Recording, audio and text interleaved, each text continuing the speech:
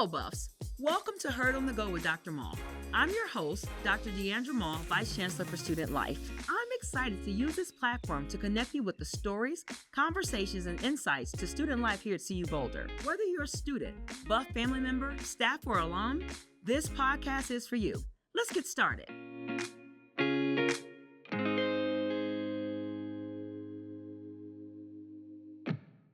Thank you for joining us for today's episode of Heard on the Go with Dr. Mull. I'm your host, Dr. Deandra Mull, and today I'm joined by Dean of Students and Associate Vice Chancellor for Student Life, Devin Cramer.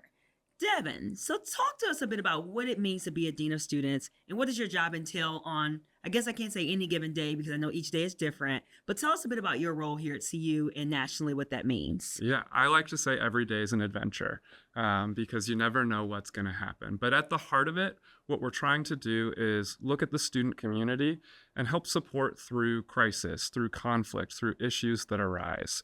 And you have to look at it kind of broadly as supporting the entire community as well as individually providing support to students, helping them navigate adversity on campus, whether it's a mistake that they make, something that went wrong, or something they want to improve. We're here to help.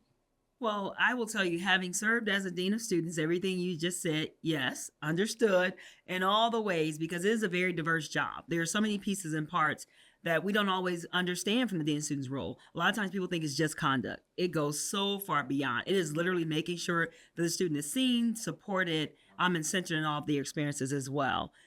In that, I'm sure there are things that you are very passionate about. Tell us a bit about some of those. Yeah. I think in terms of my passions, I like to say when I went to college, I wanted to be a teacher. I thought I would be a teacher in the classroom. And I learned pretty quickly, you can be an educator outside of the classroom and have quite a significant effect. So one of the things that I really love to do, I work with our student government. And our student government, when I say we support the community and the student community, our student government are students who are just excited to help create a better CU for their peers. And within that, a lot of that is helping them understand what the campus is, how it functions, and then helping them use their voice to advocate, connecting them to the right people, helping them understand the context, and picking where they can kind of go to make a better campus. So thank you for that. That's very helpful. I think to your point, student government is very critical to the student experience and making sure we create an environment in which, again, all of our students can also be a part of it. Student government helps create that space. Speaking of all of our students, we're now approaching the midpoint of the semester. Tell me a bit about some of what you're seeing from our larger student community. What are some of the issues that our students have faced, and how are ways that your team have been helpful in connecting them? Absolutely.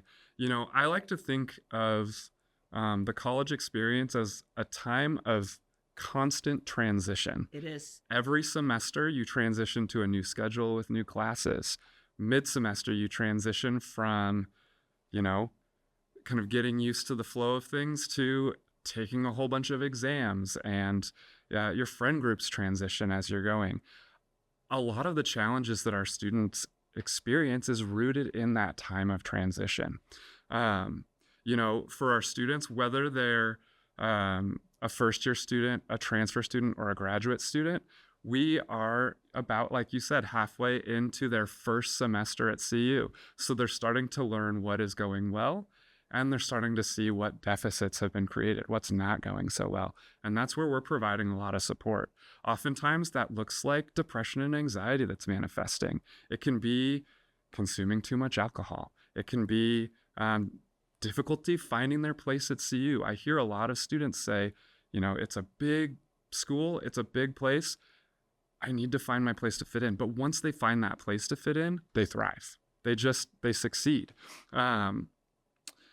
And we see a lot of conflicts arising this time of semester and difficulty navigating those conflicts. So what we do, my team is here to advocate, whether it's a mistake that you made or it's something you need help with. We'll sit down with you, we'll talk it through with you, and we'll help you see various perspectives on the issue and try and navigate it head on. That is really sound practice. I know, again, we're in student affairs, so we certainly know student life here at CU's campus. We certainly know that our students are going to manage many things, competing priorities, finding out new parts about who they are. They're going to transition in many spaces. So yes, thank you. I do think, to your point, our students are going to manage a lot of different things as they transition into a new college environment. Some are coming from as local as Boulder, others are coming from across the country, and they're going to bring points of transition with them throughout the journey. When we think about how that applies to resiliency, what do you see in our students? How do they build resiliency, and how do you see that show up in various ways? Yeah, I would say, first, the way I would start that answer is, at its heart, resiliency is your ability to recover from a difficult situation. Yeah. But in college, I think that's missing a piece. In college, it's not just your ability to recover, it's your ability to come back stronger. And I think that is so important to how I want our students to think about the hardships that they face, right?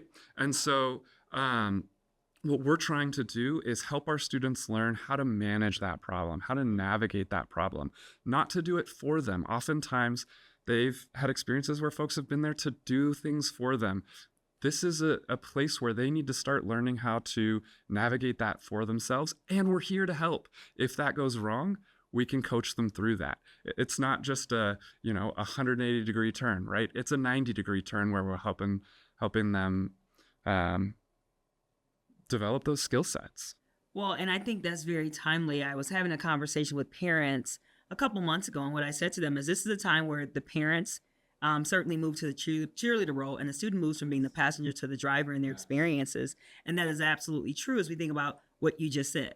In their journey toward resiliency, things change as far as who's driving. And so for our students, recognizing that they are the ones who are determining the path forward. Some of that also arrives in conflict. We have students who are coming into the university. It's the first time they've ever lived with someone. It's the first time they lived in a community of 30 people. I think that's most people or more. And so certainly, how do you talk to them about conflict? How do they manage it? How do they figure out what that means for them? And then if they also reach a point where they realize that the conflict that they're navigating cannot be overcome for them, how does your team help? Absolutely, yeah.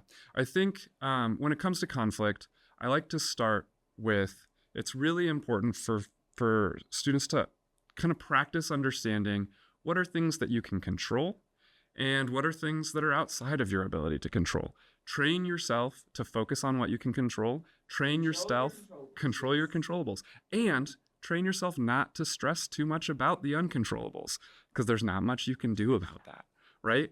And I think to get at part of your question, how you do that is talking to a mentor, talking to a friend, a staff member, a family member, someone that is going to be supportive in helping you solve the problems, not someone that's going to tell you what to do, not someone that's just going to validate everything you say, but someone that's going to push you to see different angles, etc.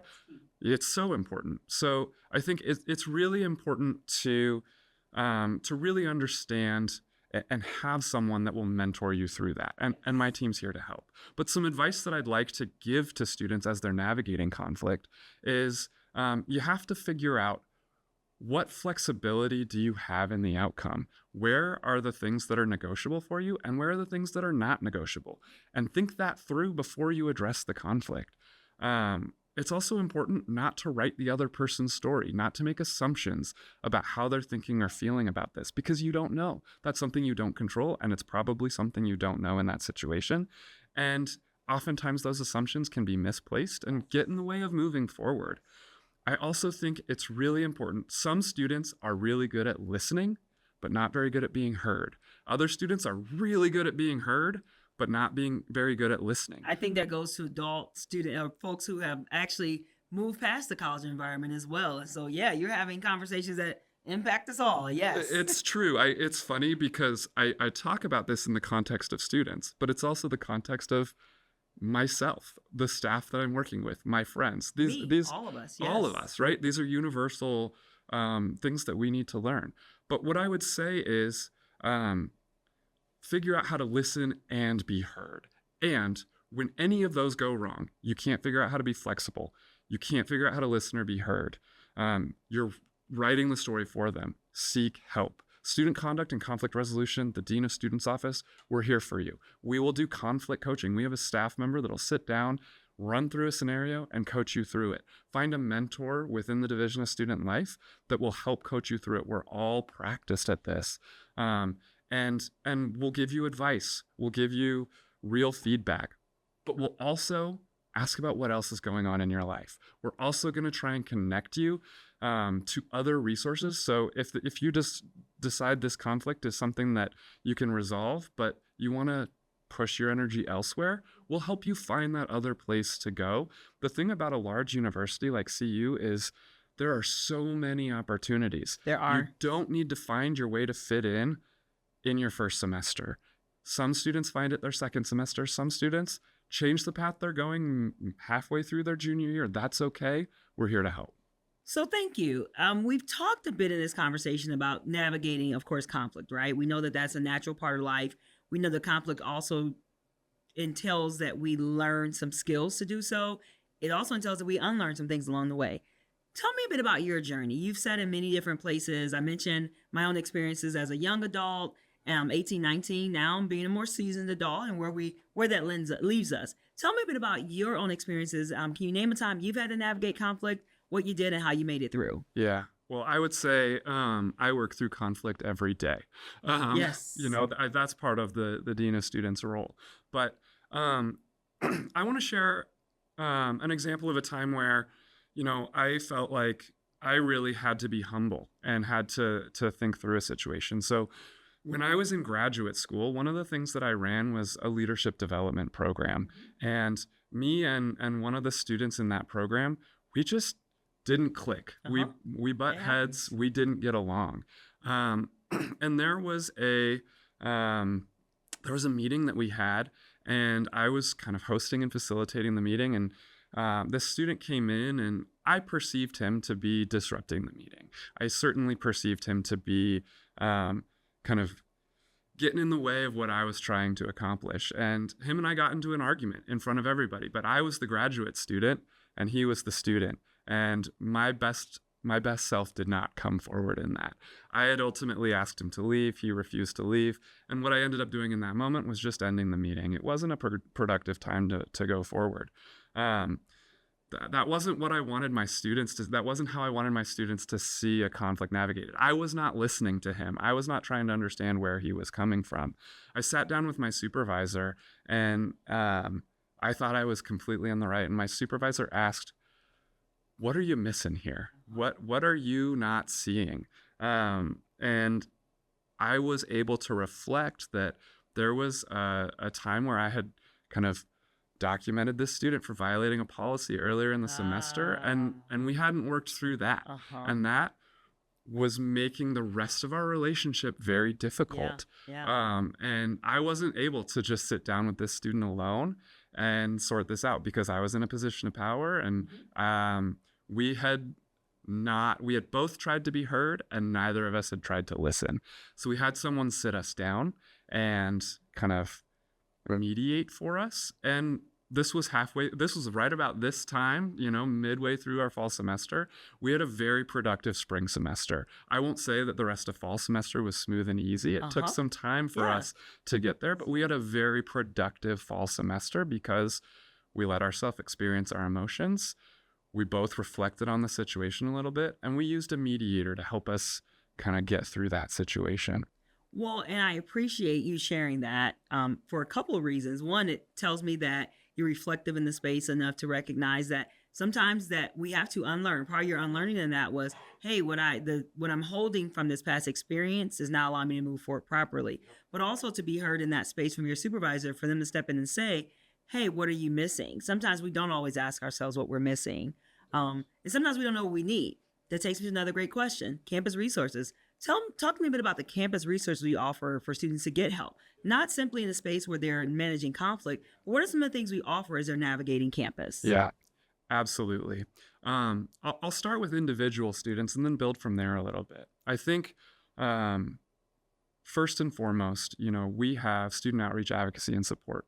They're a great catch-all office. If something is going wrong, you need help figuring something out, they're a great place to start. Maybe they're the right place to help you. Maybe they're not the best place to help you, but they will get you to the best place. They are experts on navigating campus. They're phenomenal pilots. Exactly. They're phenomenal pilots to help you find where that destination is you need to go. I think Counseling and psychiatric services can be a really great place, especially if you're trying to see the things that you can't see, if you're trying to unlearn some things, or if you have some problems that you're trying to solve. A lot of times people think about CAPS just as a place you go if you're experiencing depression, but they're a place to help you navigate life's problems and work through that, right? And a great resource. And they're a great connector to other resources, because if it's that you don't need their services, they are so skilled and well trained in what they do. They can tell you again, they're also pilots in this experience too. They absolutely are. I think, if you live on campus, the residence life staff are also wonderful staff in helping you figure things out, get to where you need to go, and just be a listening ear. They are the best generalists across campus, in my experience. But I also think it's really important, as I had said earlier, find your fit on campus.